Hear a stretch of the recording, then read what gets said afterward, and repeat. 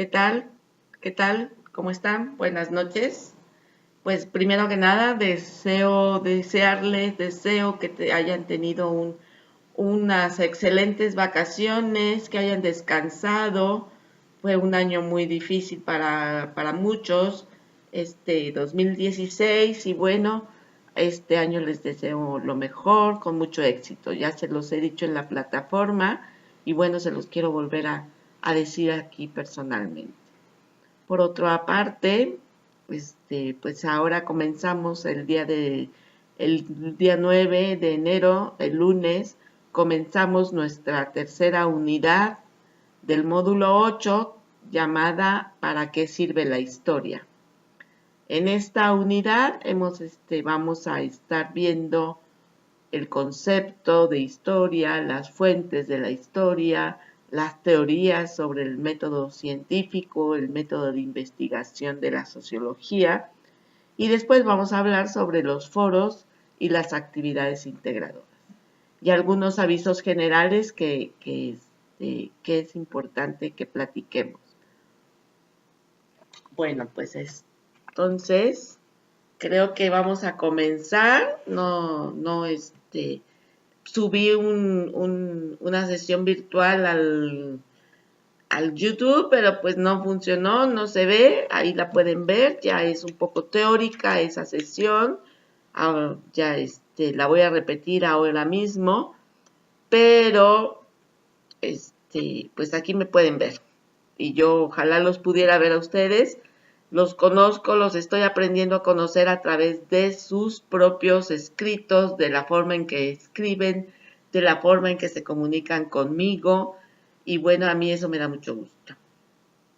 Entonces comenzamos. Bueno, decíamos que la unidad se llama ¿Para qué sirve la historia?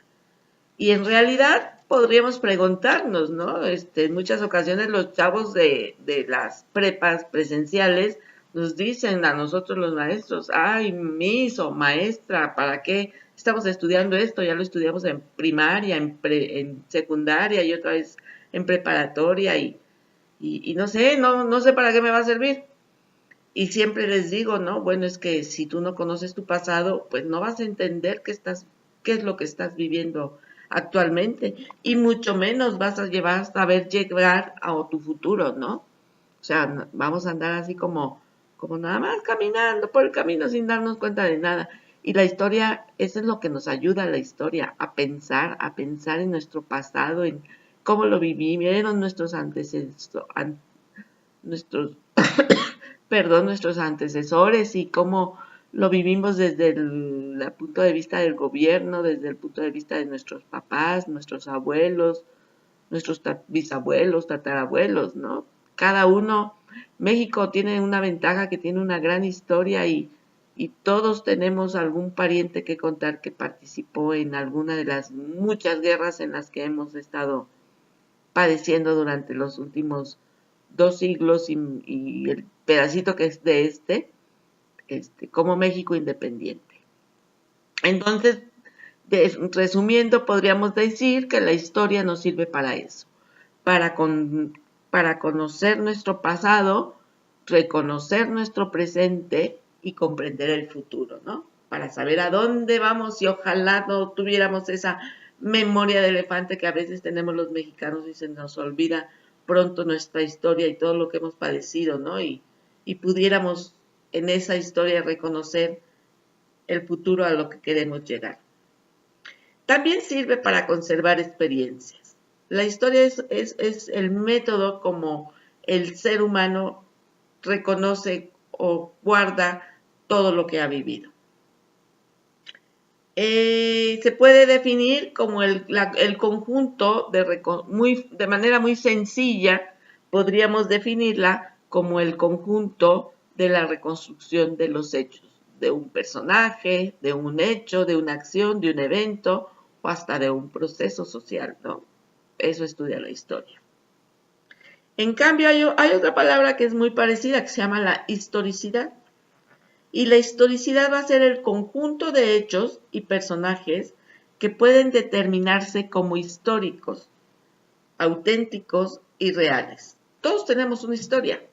Todos todos podemos contarnos la historia de nuestras vidas desde que nacimos o desde que estábamos en la gestación, en los vientres de nuestras madres, ¿no? Y a partir de ahí contamos nuestra historia.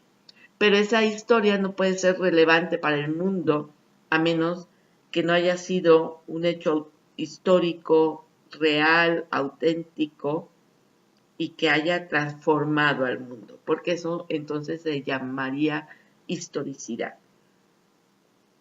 Según Nietzsche, un filósofo alemán muy reconocido, él habla de 3 modos de usar la historia, ¿no?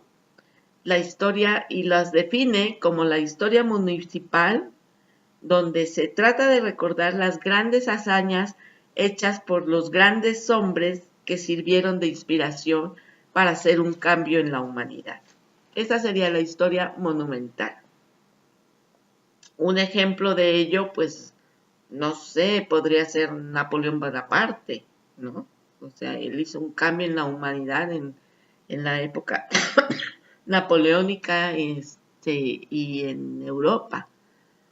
O podría ser, no sé, Galileo, conocer la historia de Galileo Galilei, que también fue un cambio que transformó a la humanidad al pensar que pues, la Tierra era redonda y se movía alrededor del Sol, y no como contrariamente se pensaba, que que el Sol se movía alrededor de la Tierra, ¿no? Que el centro era la Tierra, y Galileo cambió todo eso al hacer sus estudios y fue el que dijo a que la Tierra se mueve alrededor del Sol. Bueno, otro tipo de historia, según Nietzsche, sería la historia anticuaria. ¿Qué es la historia anticuaria? Es la forma de hacer la historia donde se van a salvaguardar todo lo que ha permitido a un individuo, a una sociedad, conformar su vida, ¿sí? O sea, va a ser los actos históricos resguardados de alguna manera. Y por último tenemos la historia crítica, que busca destruir todo el pasado para hacer espacio al futuro. Para Nietzsche era la única historia que existe, ¿no? O sea, el pasado debe ser destruido y lo único que debemos ver al futuro, sin pensar en el pasado. No estoy de acuerdo con él, me encanta la historia y creo que necesitamos conocerla, necesitamos reconocerla en nuestro presente y necesitamos comprenderla para un futuro. Ahora, ¿cuál es el método histórico? El método histórico es la forma en que los investigadores van a descubrir la historia. La historia es una ciencia y como tal tiene que tener un método científico. Entonces, ese método histórico tendrá que basarse en el método científico, ¿no? Y para ello tendrá que buscar material de análisis, archivos históricos, fuentes históricas y sobre todo la tradición oral. Vamos a definir cada una de ellas, señalando que el material de análisis van a ser todos aquellos documentos en los que se va a valer el historiador, como son las imágenes, los audios, los videos, las cartas, las fotografías, los telegramas, no sé, todo lo que se les ocurra de papel, y las ruinas también, ¿no? Las ruinas en México, cuántas zonas arqueológicas tenemos que nos hablan tanto de la historia de nuestro pasado. Los archivos históricos, que van a ser el conjunto de documentos relevantes para estudiar un hecho. O sea, se dice que, por ejemplo, el archivo de Porfirio Díaz tenía más de 1 millón de documentos. Porfirio Díaz fue muy cuidadoso de guardar todos los documentos que llegaban a él, a sus manos, las cartas que le mandaba la población en ese momento, las fotografías, todo lo que había lo guardaron y lo mantuvieron, y ese archivo histórico es un gran legado para conocer toda la época porfiriana, ¿no? Y las fuentes de la historia, bueno, pues las fuentes de la historia es el modo en que el historiador precisamente va a descubrir cómo se llevó a cabo ese hecho, o cómo vivió ese personaje, o cualquier cualquier acto histórico que tenga que estudiar. Esas fuentes históricas abarcan todo lo que son los documentos relevantes, los testimonios, los objetos, todo aquello que contenga información importante y significativa referente a un hecho que se busca investigar, a un hecho o a un personaje, ¿no? Ahorita están muy de moda las novelas históricas, precisamente que nos hablan de muchos personajes, ¿no? Maximiliano de Habsburgo, en el Segundo Imperio Mexicano, es un gran personaje que se está estudiando actualmente mucho y que había sido como en el olvido por considerarlo un invasor, ¿no? Pero pues es un personaje que hay que estudiar porque dejó mucho también. La tradición oral. ¿Qué es la tradición oral? La tradición oral es el registro o la memoria de un suceso que se transmite de persona a persona oralmente, es decir, platicándolo a través de las leyendas, sin que las leyendas sean históricas, porque a veces ya se les cambió, pero que mi abuelo me platicó que vivió en la Revolución y estuvo con Pancho Villa y estuvo o mi bisabuelo fue general de la guerra de reforma, cosas así, y se nos van platicando de padres a hijos, ¿no? Normalmente. Y esa es la tradición oral. En México tenemos mucha tradición oral, desde la época del Imperio Azteca, desde los mayas también, ¿no? Toda la zona maya, todo eso, hay mucha tradición oral. Otro aspecto teórico que vamos a ver en esta unidad, bueno, a mí me encanta esta unidad porque me gusta mucho la historia, son los procesos históricos. ¿Qué definimos como un proceso histórico? El proceso histórico es el conjunto de hechos, acciones y eventos que en una comunidad o en una continuidad se da un hecho histórico. O sea, es un conjunto de acciones o eventos que van a producir un hecho histórico, ¿sí? Un proceso histórico podría haber sido estudiado como fue la matanza del 68 o cómo la igualdad de la mujer en el siglo XX se ha ido desarrollando o cómo la religión cristiana dentro del catolicismo o dentro del protestantismo o la división, ¿no? O una cosa más nuestra sería, por ejemplo, estudiar el proceso histórico del Estado-Nación de mexicana del siglo XVIII, del siglo XIX, donde pues cómo nos creamos después del México independiente, ¿no? O sea, toda la historia del siglo XIX es una historia muy interesante en México porque tuvimos casi 100 años de conflictos internos y externos, invasiones por parte de Francia, por parte de Estados Unidos, por la misma España, Inglaterra, ¿no? Todas esas guerras que vivimos en el siglo XIX y que nos han ayudado a conformarnos como Estado-nación, a identificarnos como una nación unida. Bueno, eso sería lo teórico. En cuanto ya el último aspecto que ustedes también tienen que revisar mucho sería la metodología de la investigación social. Desde el surgimiento de la sociología y de las ciencias sociales, a partir de los cambios de la revolución industrial de la segunda mitad del siglo XVIII y también a partir de la Revolución Francesa, empieza a haber un auge sobre el estudio de las ciencias sociales y aparece un personaje que ya lo vimos en la unidad anterior, que crea la teoría del positivismo, que se llama Augusto Comte se escribe, y este personaje es considerado el padre de la sociología a nivel mundial, y él es el primero en utilizar un método científico para estudiar las ciencias sociales, para estudiar a las sociedades, y a él le domina ese método científico, que es lo mismo que el positivismo, pero en este caso le vamos a llamar monismo, ¿sí? Este monismo es el que implementa el modelo de investigación de las ciencias naturales para explicar los fenómenos sociales. Es decir, a través de la experiencia, a través de hechos reales, es como tengo que buscar yo la información para considerar un hecho o un proceso histórico. De ahí va a partir parte de lo que vamos a explicar más tarde en razón a nuestra actividad integradora, ¿no? Ahorita no me acuerdo cómo se llama la actividad integradora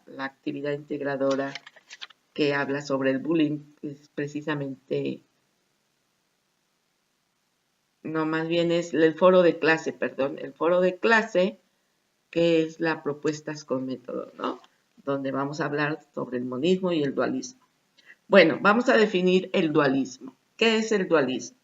El dualismo nos indica que las ciencias sociales deben crear sus propios métodos de investigación o sus propios modelos científicos para conocer los hechos o los actos históricos y diferenciarlo de los métodos científicos de las ciencias naturales, ¿sí? O sea, aquí no solamente vamos a usar el método el positivismo, no solo vamos a utilizar el método científico de las ciencias naturales, que es a través de la experiencia, sino también tenemos que encontrar nuevos métodos. Creo que es algo que se está dando muy en la actualidad, y eso me parece muy interesante. Yo voy más por el dualista. Bueno, esto sería la cuestión teórica para todos, ¿no? Lo que vamos a estudiar en esta unidad. Ahora, vamos a una segunda parte de este video, donde vamos a hablar de nuestras actividades para esta semana. Algunos ya me las entregaron, otros están en proceso, están haciéndolas, y la mayoría seguramente las va a hacer el fin de semana, cuando es el tiempo que ustedes tienen. Pero, bueno, la primera actividad en la que voy a hablar va a ser el foro de clase.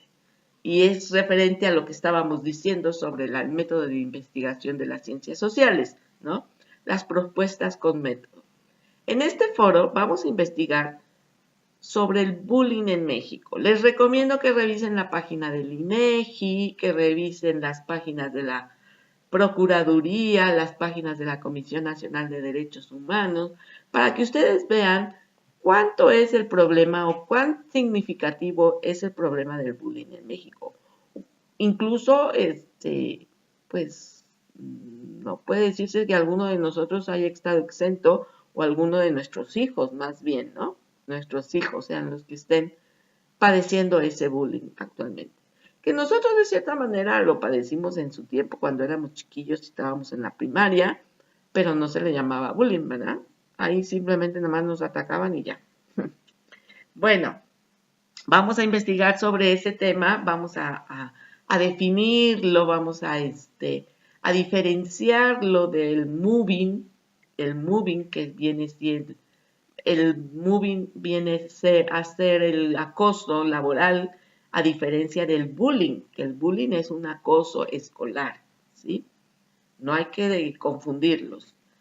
Y después de definirlo y de platicarlo en el foro, pues vamos a establecer qué método nosotros utilizaríamos para dar una posible solución a este gran problema que nos aqueja a todo México y pues en especial a nuestras comunidades, ¿no?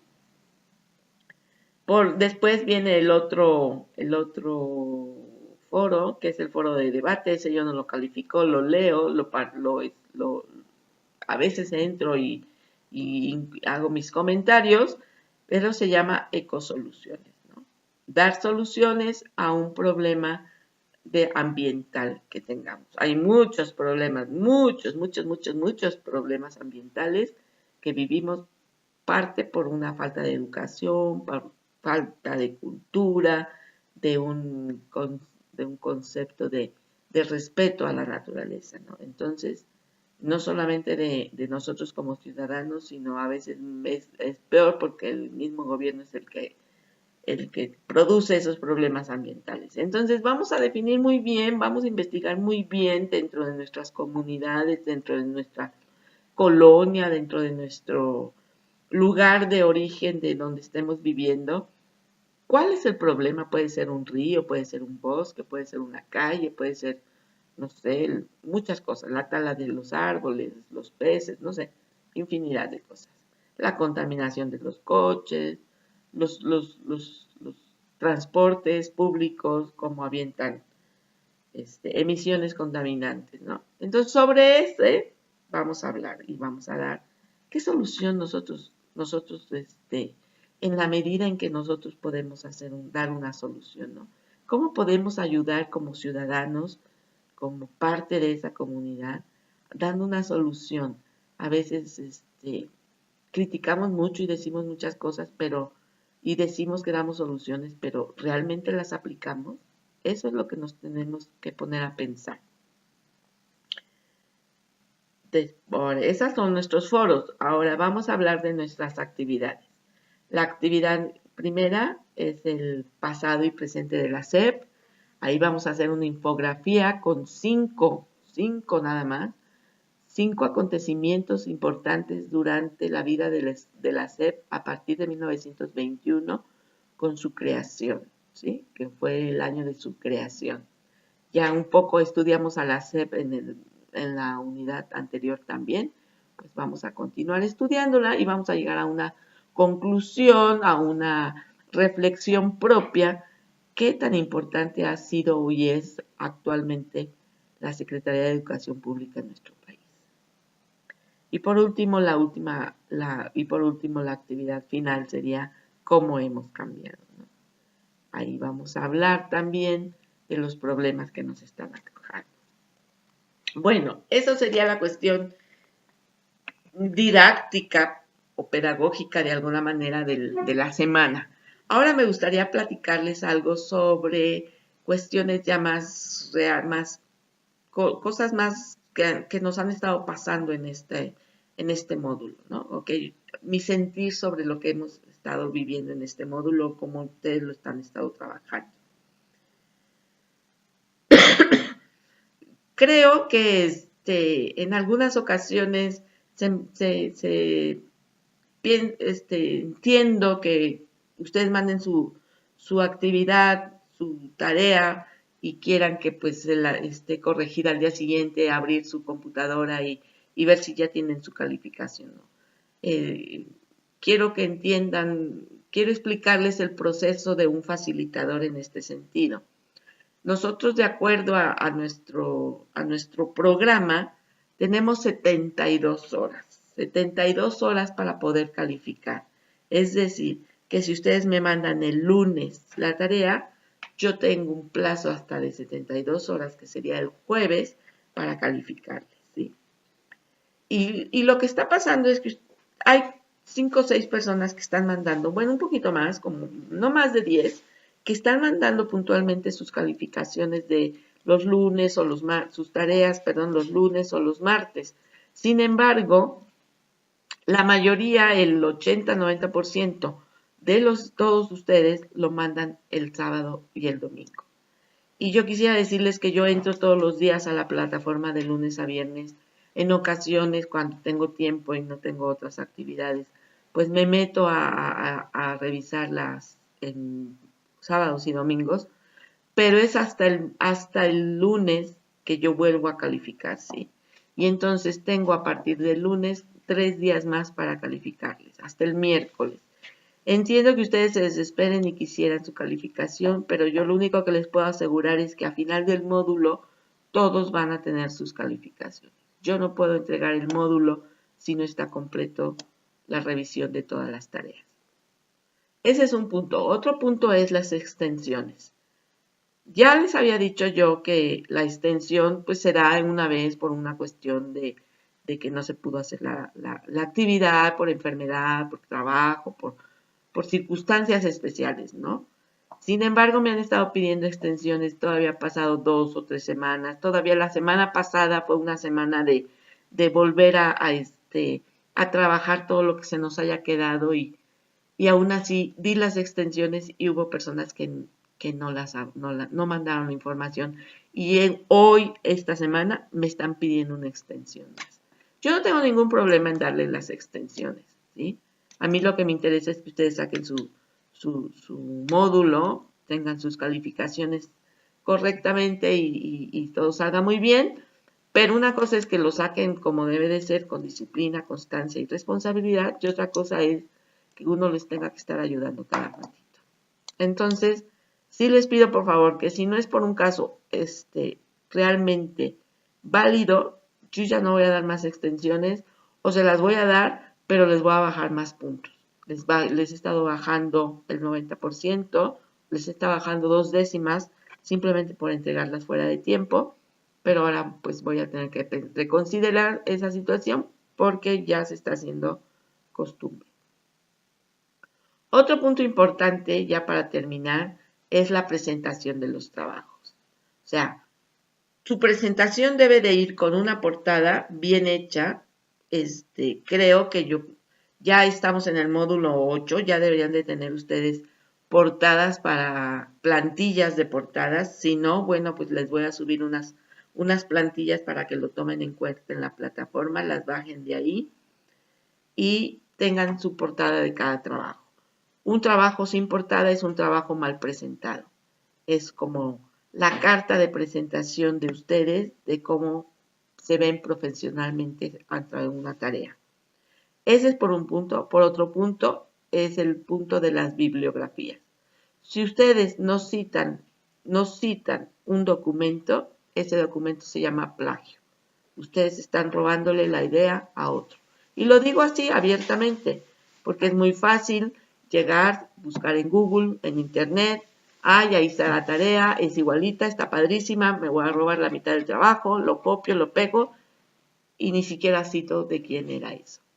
O si lo cito así como al aventón y no sé ni de dónde, no sé. Nosotros como facilitadores, pues tenemos la experiencia de detectar el plagio, y tenemos además instrumentos para detectar. En algunas ocasiones hasta les he dicho cuáles son las palabras que han plagiado, las frases o el porcentaje de plagio que tienen en sus trabajos. Así que por favor les pido pongan mucha atención a esta situación y hagan sus citas bibliográficas, sus fuentes de información tienen que ser fuentes confiables, no pueden ser fuentes, nada más la primera que me encontré en el Google, sino que tengo que buscar páginas importantes, páginas de universidades, páginas institucionales, páginas de organismos gubernamentales que me estén dando la información correcta. Porque si no, lo único que hacer es me estoy confundiendo más o estoy desinformando más de lo que yo estaba antes de hacer mi trabajo. Pues eso es todo por hoy. Ya no tuve la oportunidad de volverlos a ver. No sé por qué no entra la cámara, pero voy a subir este video para que ustedes lo vean. Lo voy a subir a la plataforma. Y bueno, reitero, les deseo un feliz año lleno de éxitos, que culminen todos sus módulos, no abandonen, por favor, continúen con su preparación para que ojalá el día de mañana lleguen a la universidad. Esa oportunidad tenemos ahora en este país y hay que aprovecharla, no podemos desperdiciarla.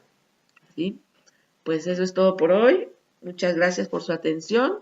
Que pasen buena noche y seguimos en contacto a través de la plataforma. Hasta luego. Buenas noches.